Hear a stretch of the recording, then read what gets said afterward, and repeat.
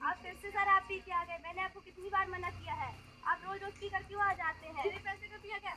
आप हमारे बच्चों के बारे में तो सोचिए।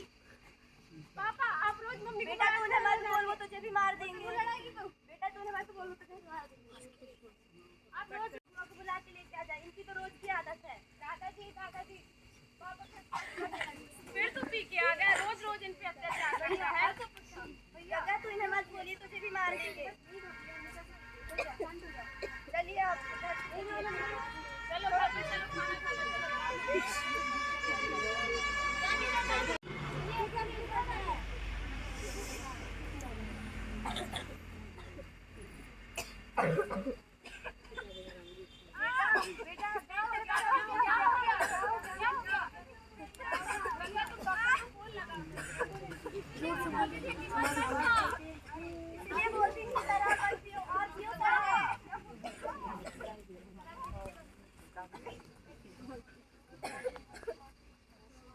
क्या होगा, इससे होता है गले में गला दर्द, पेट दर्द। आगे आगे देखते हैं इन दोनों परिवारों के साथ क्या होता है। इससे अगर हम लोग शराब पीते हैं तो हम लोग के शरीर में रोग हो सकते हैं, जैसे कि पेट दर्द, गले में छाले पड़ जाना, छाती पर कफ बैठ जाना तथा किडनी डैमेज हो जाना। इसका भी एक इलाज है जिसका नाम होम्योपैथी है, जहाँ पे हम लोग दो बूंद चाय और पानी में मिला के उसको उन लोगों को पिलाएंगे तो शराब का जो इच्छा होता है वो धीरे धीरे कम हो जाती है। इससे हमें यह पता चलता है कि आजकल हमें पता चलता है कि हमारे बूढ़े माँ बाप आजकल अपने बच्चों को खुद के पैरों में खड़े करते हैं, लेकिन वह खुशियाँ देने की बजाय उन्हें दुख झेलना पड़ता है और इसी टेंशन से वह ग्रसित हो जाते हैं और कभी भी उनकी मृत्यु हो जाती है, जैसे कि हार्ट अटैक आ जाना और बीपी हाई हो जाना। आप सभी जानते होंगे कि वयस्क महिलाएं और पुरुष नशा करते हैं, इनसे उनके माँ बाप को बहुत तकलीफ लेनी पड़ती है। कभी कभी तो ऐसा होता है कि इनके बेटे उनसे झूठ बोलकर शहर जाते हैं कि हम वहाँ पे काम करेंगे, पर वे वहाँ पे काम नहीं करते, नशा करते हैं। इसे रोकना ज़रूरी है। जैसा कि आप सभी जानते हैं, बहुत सारी महिलाओं के पति शराब पीकर उन पर अत्याचार करते हैं। आप इन अत्याचारों को विरोध करें, क्योंकि अत्याचार एक विरोध है और अत्याचार को सहना भी एक विरोध है। इसलिए अत्याचार को बढ़ावा ना दें, उसका विरोध करें। अगर हम महिलाएं पढ़े लिखे नहीं हैं तो क्या हो गया, हमें इसके विरुद्ध लड़ना है और हमें आगे बढ़ना है। और अगर हमारे पति अगर हमें मारते हैं तो हमें उसके आगे खड़े होना है और खुद पर आत्मनिर्भर बनना है और हमें अपने बच्चों को भी अच्छी शिक्षा देनी है। ऐसे बहुत सारे लोग हैं जो नशा से छुटकारा मिलना चाहता है, लेकिन वो शराब छोड़ नहीं सकते। उन लोगों को नशा मुक्ति केंद्र भेजा जा सकता है। नशा मुक्ति केंद्र एक ऐसा केंद्र है जहाँ बहुत सारे काउंसलर्स रहते हैं और उन लोग को समझाते हैं। काउंसलर्स उन्हें शराब और ऐसी बहुत सारी बुरी आदतों को छोड़ने में मदद करते हैं। अभी सुधरने का वक्त है तो सुधर जाओ और शराबियों को सहयोग ना करें। अभी सुधरने का वक्त है तो सुधर जाओ, शराबियों का सहयोग ना करें। उन्हें अच्छे से अच्छी व्यवहार रखने के बारे में बताएं और उन्हें सहयोग न करते हुए उनको हम नशा मुक्ति केंद्र में भी भेज सकते हैं।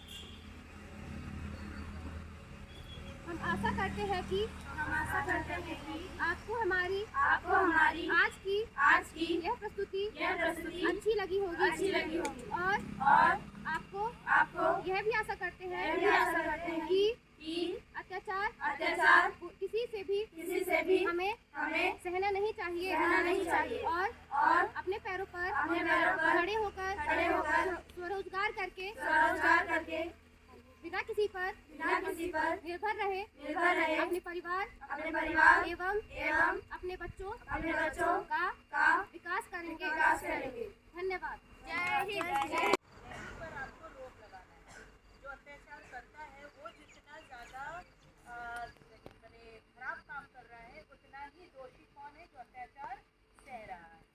हम क्यों अत्याचार सहते हैं? क्योंकि हमको लगता है कि अगर पति हमको छोड़ देगा तो हमारा परिवार कौन चलाएगा।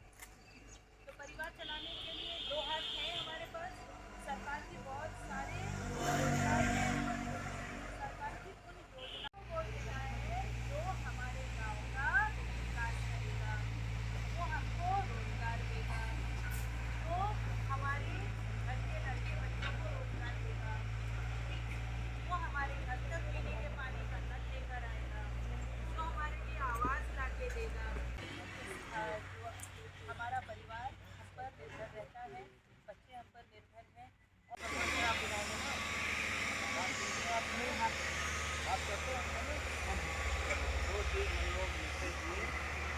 वोट किसको देंगे?